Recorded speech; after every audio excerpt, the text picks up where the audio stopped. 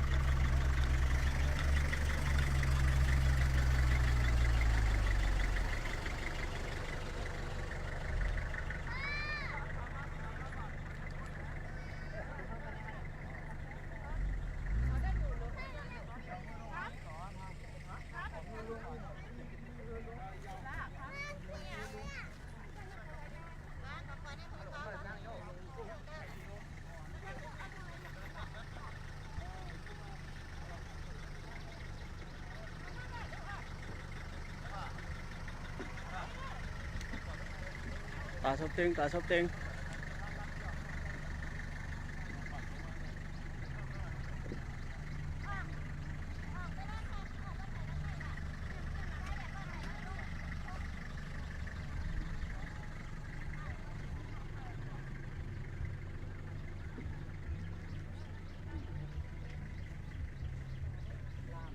อ่อนมึงเวลาบนปันปีแน่นรัดเอาข้าวมาตาบุญมีมากนะไม่ยากหรอกคนนู้นดียากอะไร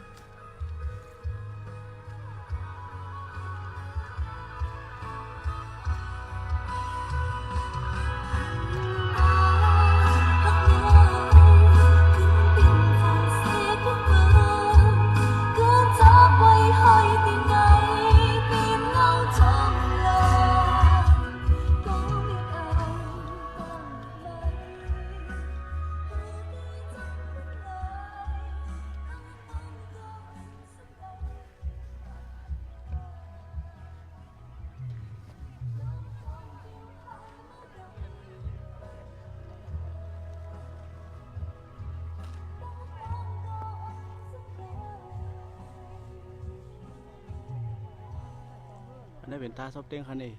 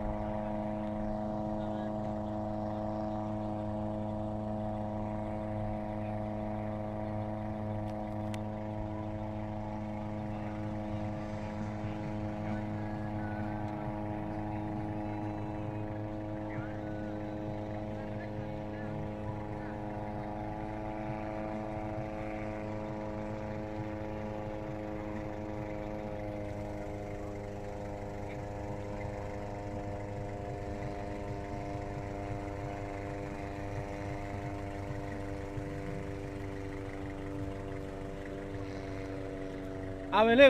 งครับป้าให้อาหารหน่อยป้าคำโค้งหาโยไปข้ามโค้งหาอ๋อนี่หาน้ำโค้งคือน้ำโค้งเหมือนวันนะคะอันไหนบนห้องตาหางหันไหนบนห้องตาซบเต้งหาอ๋อต้องใจหันไหนอ๋ออ๋อ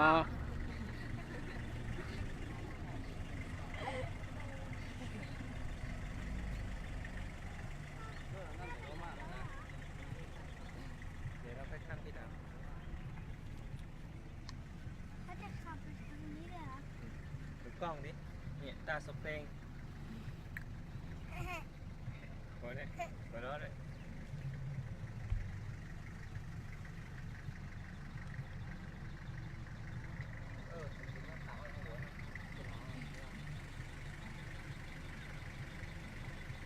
หางเดียวหางเดียวหางเดียว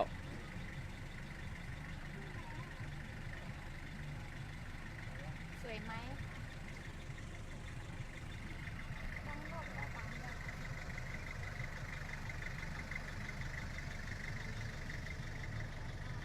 สวยไหมคะ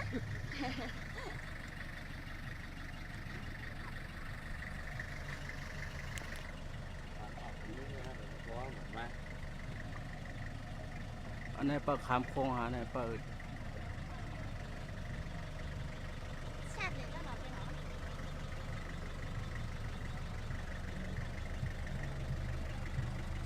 รถกูกันเนี่ยปลาขามโค้งหาเนี่ย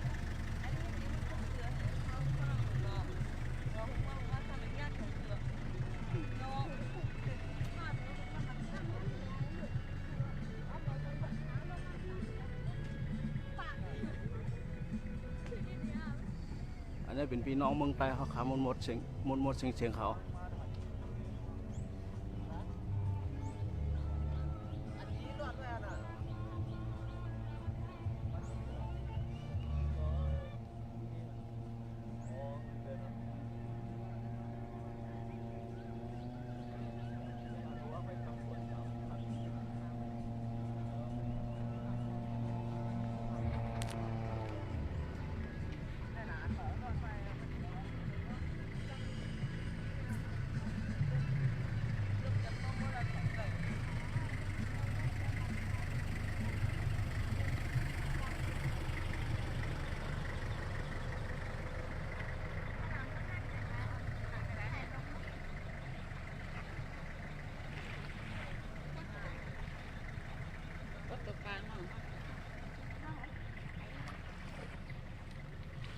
อันนี้เป็นเฮือมาฮับคนฮะนี่มาฮับคนขามโค้งครับอันนี้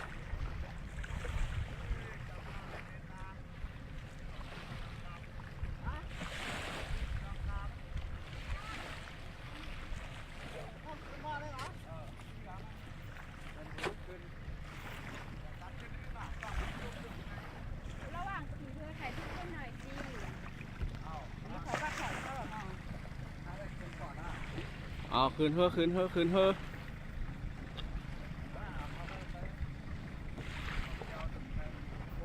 าบอกยิ้มที่นี่นี่ผมได้